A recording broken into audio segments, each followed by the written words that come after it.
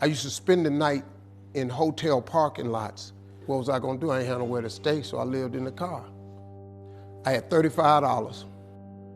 And I said, come on, God, man, I've been trying to make this dream come true. You done left me out here like this. And I was crying so hard that he just said, I didn't like hear a voice or nothing, but he spoke to me. And however, he said, if you get up, I'm gonna take you places you ain't never been. Now I was finna quit. So I said, skip it. I'm gonna quit anyway. So I got in my car, I went to a payphone, and I was gonna call my dad. You remember back in the day where you could punch in a code and call your answering machine and get your messages? So I called and I punched in the code and it said, doop. He said, hey Steve, this is Chuck Sutton with Showtime at the Apollo. We saw a tape of you. You're very funny. If you could get here Sunday night, we'd love to put you on television. Call me back. Let me know if you can make it. So I hung the phone up. I'm crushed because my whole dream of being on TV, and I couldn't get to New York. I got $35.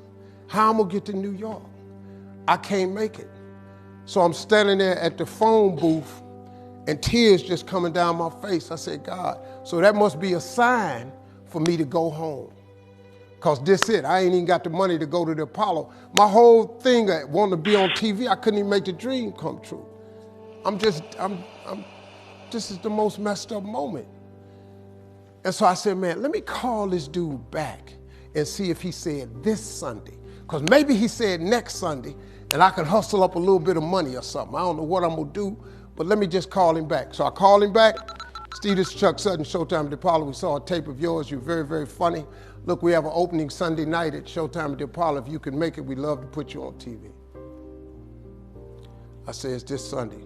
Before I hit the button, I heard, doop, you have another message. Now, it wasn't there before. So I punched my code in.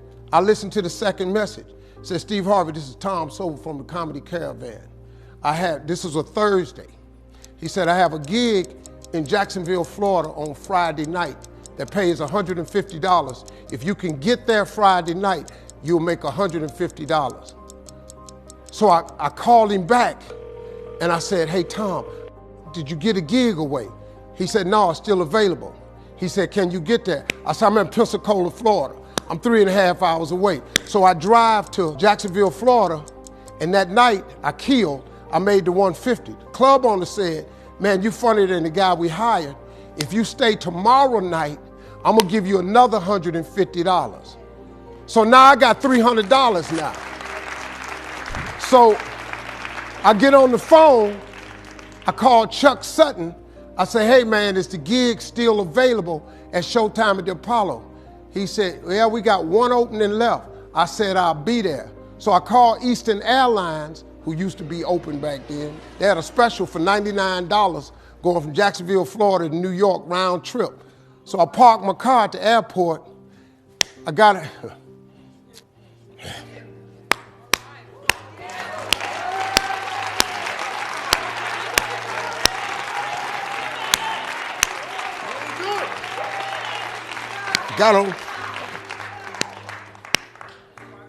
Got on plane, flew.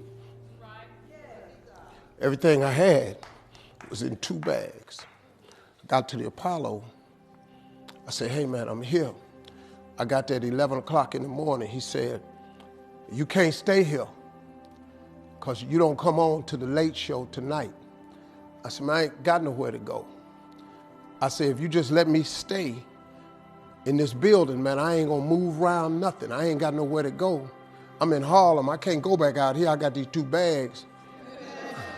I got victim wrote all over me, man. So he said, all right, if you go upstairs, don't come down. So he put me in a dressing room on the 6th floor. So that's where all the comedians was. So I stayed up there.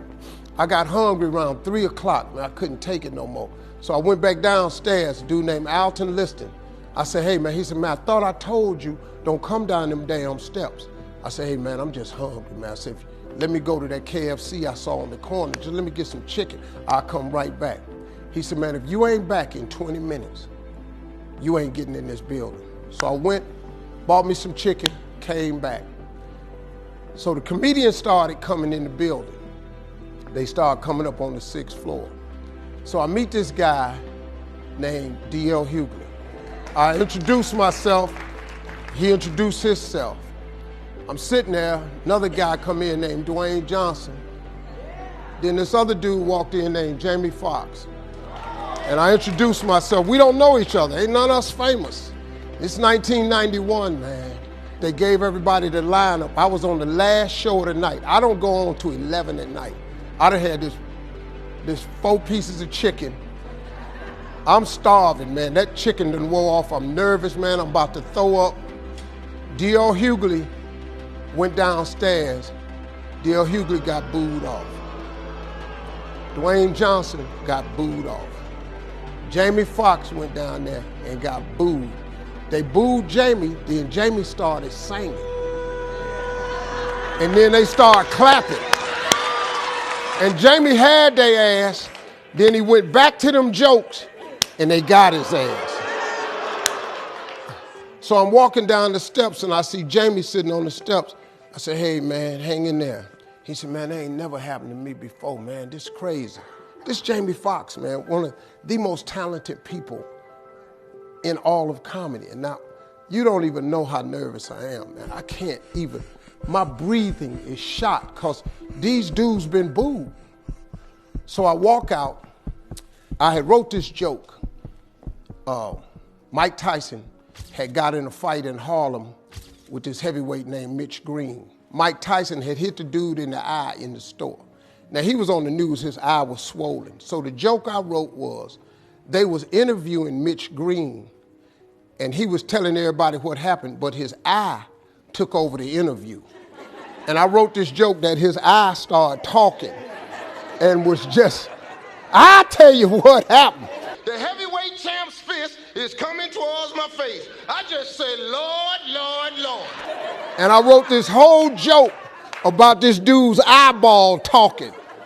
And when the punch came, and all this here, the Apollo, man, they went crazy. They lost their mind. I got a standing ovation, man. I walked off stage, man, just started crying. I couldn't believe it. And they paid me. I made $750 for being on TV for one night. I'd never made $750 telling jokes in one night. And so that was my first television appearance. A couple weeks later, Sinbad was the host of the show. He got this job on Different World. And so he quit. And so Mark Curry became the host. And then Mark Curry got hanging with Mr. Cooper, and he quit. And they came to me and said, would you come back to New York and host amateur night for us to just try you out? Oh, ain't no problem. And so I went to New York. I hosted amateur night, and I was killing.